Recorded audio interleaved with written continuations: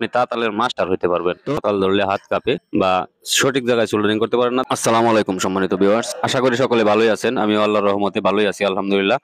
তো যে বিষয় নিয়ে কথা বলছি সেই বিষয়ে আসি। তো এটা একটা ব্লুটুথ ডিভাইস সাথে স্মার্ট ওয়াচ। এই ডিভাইসটার হচ্ছে ব্যাটারিটা খারাপ হয়ে গেছে। যাই হোক, এই সব বিষয়ে কথা বলা না।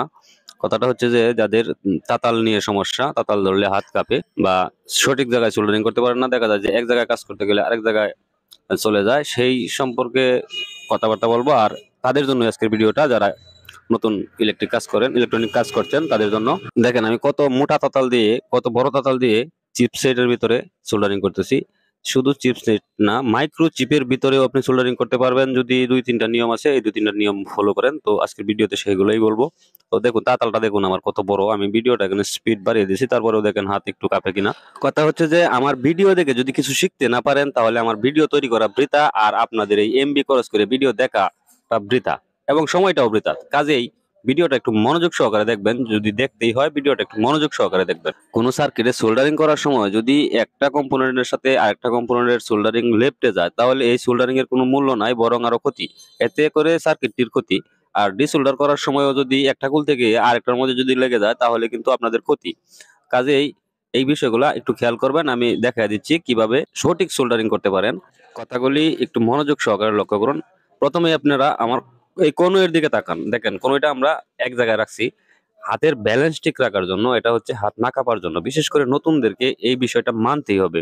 এই বিষয়টা মানতে হবে। দেখেন আমি যে অহেতুক কিন্তু এখানে সোল্ডারিং করছি আপনাদেরকে শুধুমাত্র বোঝানোর জন্য। যারা আমাকে মেসেজ করতেছেন বারবার যে ভাই তাতাল নিয়ে সমস্যা, তাতাল নিয়ে সমস্যা, দেখেন আমার তাতালটা দেখেন কিরকম একটা মোটা তাতাল। এটার মধ্যে আমি একটা বিট বানায় নিয়েছি তামার তার দিয়া। এটা কিন্তু খুব সুন্দর কাজ করতে পারি আমি এটা দিয়া।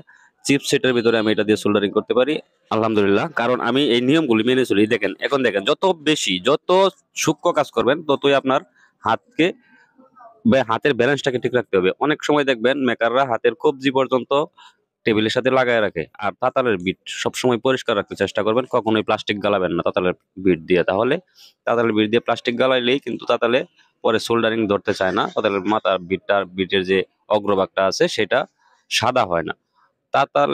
এই তাতালটা দিয়ে আমি চাইলে সুইয়ের যে অগ্রভাগ আছে, সুইয়ের যে মাথা আছে, সুইয়ের মাথায় আমি সোল্ডারিং করতে পারবো এবং সুইগুলি যদি একটার সাথে একটা লাগানো থাকে সেখানেও আমি সোল্ডারিং করতে পারি আলহামদুলিল্লাহ। এই বিষয়ে আমি শুক্রিয়া। যাই হোক, আপনারা এই ব্যালেন্সটা ঠিক রাখবেন, এটা হচ্ছে কথা। যদি প্রথম নতুন যারা কাজ করতেছেন তারা এই ব্যালেন্সটা ঠিক রাখতে চেষ্টা করবেন। হয়তো কোনোটা বা আর আটকায় নেবেন টেবিলের সাথে, নয়তো বা অনেক সময় দেখবেন মেকাররা পা চেয়ারের উপরে উঠায় তারপরে কাজ করে। কি কারণে জানেন? এই ব্যালেন্স ঠিক রাখার জন্য। যত সূক্ষ্ম কাজ করবেন তত বেশি হাতের ব্যালেন্স ঠিক রাখতে হবে। যখন আপনি আস্তে আস্তে প্রফেশনাল হয়ে যাবেন, অনেক অভ্যস্ত হয়ে যাবেন, তখন আপনার আবার এগুলোর প্রয়োজন নাও হতে পারে। তখন আপনি যেভাবে ইচ্ছা করতে পারবেন। যেমন মনে করেন আমাদের এখন আর প্রয়োজন হয় না, কারণ অনেকদিন যাবত তাতাল ধরতেছি, তাতাল ধরে কাজ করতেছি।